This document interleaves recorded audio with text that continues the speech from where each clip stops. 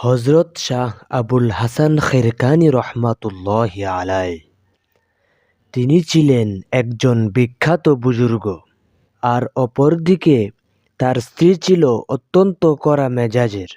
হযরত শাহ আবুল হাসান খেরকানী রহমাতুল্লাহি আলাইহ বাঘের উপর চড়তেন।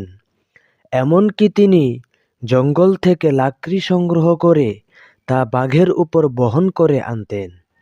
আর বাঘ তাড়ানোর জন্য তিনি যেই চাবুক ব্যবহার করতেন তা ছিল জঙ্গলের সবচেয়ে বিষাক্ত সাপ। একবার খোরাসান থেকে এক ব্যক্তি তার হাতে বায়াত হতে গেল।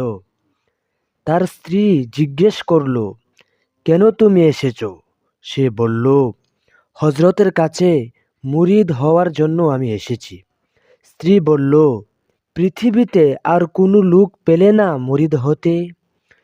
সে কেমন বুজুর্গ তা আমার চেয়ে ভালো আর কার জানা আছে? একসাথে এত বছর থেকেও চিনতে পারলাম না সে বড় বুজুর্গ, আর তুমি এত দূর থেকে মানুষের কথা শুনে চলে এলে এখানে তার হাতে বায়াত হওয়ার জন্য।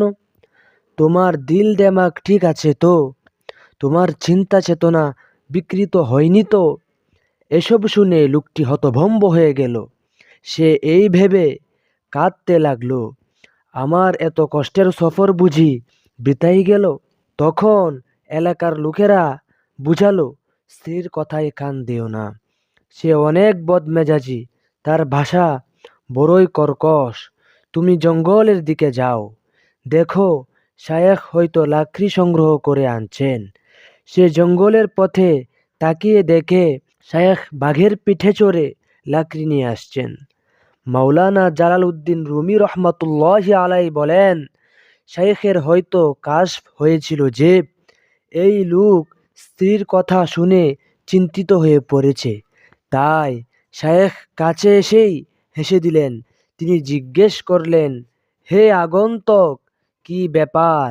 বড় চিন্তিত ও পেরেশান লাগছে যে? লোকটি বলল, হযরত, এমন বদমেজাজি স্ত্রী কিভাবে ঘরে রাখলেন? শায়েখ বললেন, এই যে আমি বাঘের পিঠে চড়ে লাকড়ি নিয়ে এলাম এবং জীবিত সাপ আমার হাতের লাঠি হলো, এই সবই তার বদমেজাজি ও কর্কশ আচরণ সহ্য করার বদলে মিলেছে।